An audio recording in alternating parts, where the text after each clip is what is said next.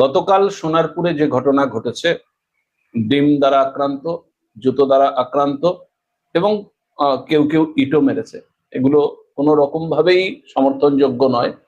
কিন্তু অভিষেককে কারা মারলো এটা নিয়ে যখন রাজ্য রাজনীতি তোলপাড়, যে তৃণমূলের অংশটা বলার চেষ্টা করছে যে বিজেপি এটা করেছে, কিন্তু যখন একেবারে প্রচুর ক্যামেরা তো ধরেছে, সেখানে প্রচুর মোবাইলে ছবি উঠেছে, সেই ছবিতে যে সবচাইতে প্রধান ভূমিকা নিয়েছে সে হচ্ছে গিয়ে তৃণমূলের বুথে বসে আকাশ। আপনারা ইতিমধ্যেই হয়তো তার ছবিও দেখেছেন, আমি একটু দেখানোর চেষ্টা করবো। এবিপি আনন্দ এটা বেশ তার বাড়িতে গিয়ে সাক্ষাৎকারও নিয়েছে, এই দৃশ্য আপনাদের সঙ্গে একটু তুলে ধরবো। তার মাও কি বলছে, আদৌ সে তৃণমূল কর্মী কিনা সেটাও একটু জেনে নেব।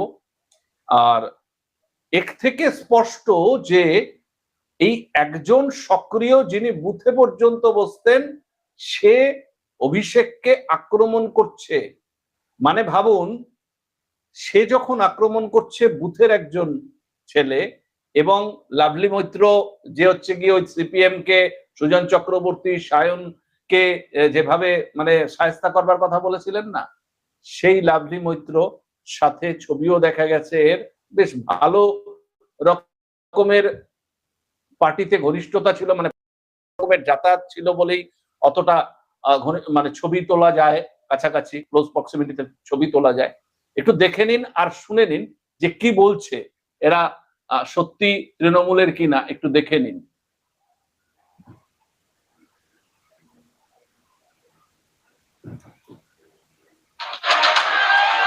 এই যে দেখুন, এখানে বারমুডা পরা একজন আক্রমণ করছে, প্রধান ভূমি এই যে কালো গেঞ্জি, এই এই যে আকাশ গায়েন, এই আকাশ গায়েন, দেখুন এ আদৌ তৃণমূল কিনা। সোনারপুরে যে পরিস্থিতি তৈরি হয় সেই পরিস্থিতির পরিপ্রেক্ষিতে ইতিমধ্যে একাধিকে গ্রেপ্তার করা হয়েছে। গ্রেপ্তারের তালিকায় রয়েছে আকাশ গায়েন, অভিষেক বন্দ্যোপাধ্যায়ের হাত ধরে রয়েছে একেবারে উপরে। এটা কে? আমার ছেলে আকাশ। ও ও কি করতো? ও খেলাধুলা করতো, আর এমনি অফ টাইমে এসি টেসি ওই ফ্রিজ টিজ সারানো এইসব হেল্পারের কাজ করতো। কোনো পার্টি করে না? কোনো পার্টি করে। তৃণমূলের কি হয়ে কি করতো? তৃণমূলে এমনি বুথে বসতো, আমাদের এখানটা সামনে, ওই বলতো বস, এই এরকম। সঙ্গে কাউন্সিলরের সঙ্গে? কাউন্সিলর মানে ওই তো ওই লাভলির সঙ্গে ওই খেলতে, ফুটবল খেলাই ফটো ছিল। হ্যাঁ, ফুটবল খেলতে, ওই কালকের ফুটবল খেলতে গিয়েই ওকে নিয়ে গেছে। আর তৃণমূলের সঙ্গে খুব একটা বসে ওই এমনি পাড়া। আর শোনার দরকার নেই, লাভলি মৈত্রের সাথে ফটো, বুথে বসতো, তার মায়ের কাছ থেকেই শুনেছেন। তৃণমূলের সাথে ওইরকম অতটা কিছু ছিল না, এমনি তৃণমূল করতো, মিটিং মিছিলে যেত, ছবি টবি তুলতো, তৃণমূলের সাথে ওইরকম কিছু ছিল না। ওই বুথে বসতো। বুথে কারা বসে?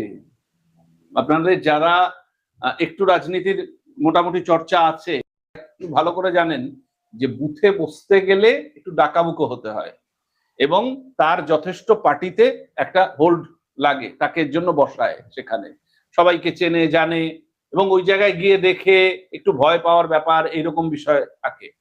তো এ কালকে দায়িত্ব নিয়েছে, প্রথম মানে একেবারে মূল দায়িত্ব নিয়েছে, যে অভিষেককে যেভাবে চড়থাপ্পড় ওই সামনে একেবারে ওর ক্লোজ প্রক্সিমিটিতে ছিল, এবং সেখানে ঘেটি ধরে ঘুরিয়ে দেওয়া থেকে শুরু করে, ও ডিম মেরেছে কিনা ডিম দেখা যায়নি, ডিম তো বিভিন্ন মহিলারা মেরেছে বিভিন্ন জায়গা থেকে।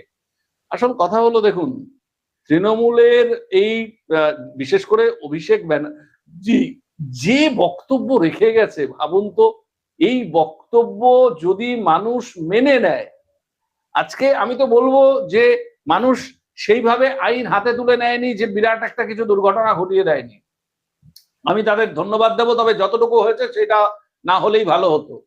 পুলিশ বা প্রশাসন যে যা করবে, আইনগতভাবে যা করবে সেটা করুক, কিন্তু কালকে যেইভাবে মানে তার একেবারে ধরে ঘেটি ঘুল্লা দেওয়া, যেটা আমরা বলি বাংলায়, এবং যেভাবে ডিম ছোড়া, জুতো ছোড়া, একজন একটা ইট মেরেছে, এটা দেখা গেছে। এই ইটটা কিন্তু গিয়ে লেগেছে ওই যেই হেলমেটটা ছিল, এই হেলমেটটা কোথা থেকে আসলো এটাও কিন্তু একটা রহস্যজনক। এটা কিন্তু আমরা দেখেছি ওই ডিউজ বল বা পুলিশ যে ওই ঢিলমিল এই সমস্ত খাওয়ার থেকে, কিন্তু পুলিশের এটা না খেলার ক্রিকেট মাঠের এইটা মেনলি ওই ডিউস বলগুলো এসে, কারণ পুলিশের ইয়েতে থাকে হচ্ছে গিয়ে সামনেতে একটা বুলেট প্রুফ মানে ইট প্রুফ এগুলো এরকম একটা ব্যারিয়ার থাকে, তো শিল্ড থাকে।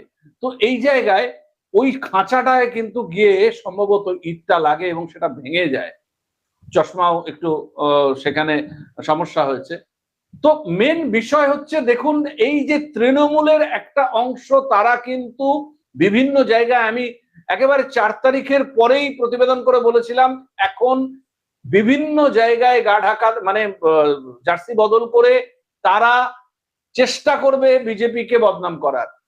কেন বহু জায়গায় তারা না হলে মারধরের সম্মুখীন হবে, মারধর খেয়ে যেতে পারে। সুতরাং কি হবে, ওই জার্সিটা বদলে নাও, এবার একটু ঝুট ঝামেলা করো, এই পার্টি অফিস ভাঙচুর করো, এর উপরে গিয়ে চড়া হোক।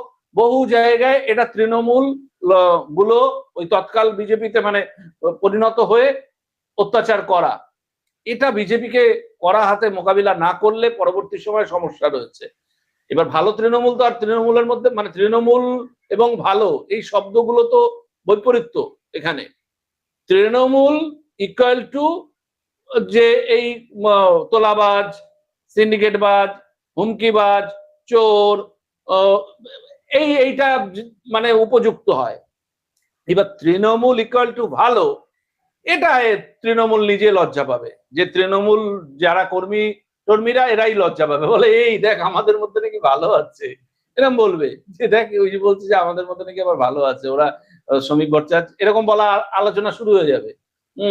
তো বিষয়টা এইটাই যে এরা সবাই বদমাইশিটা এখন করবে, বিভিন্ন রূপে করবে, বিভিন্ন রকম ভাবে করবে, তাই সাবধান।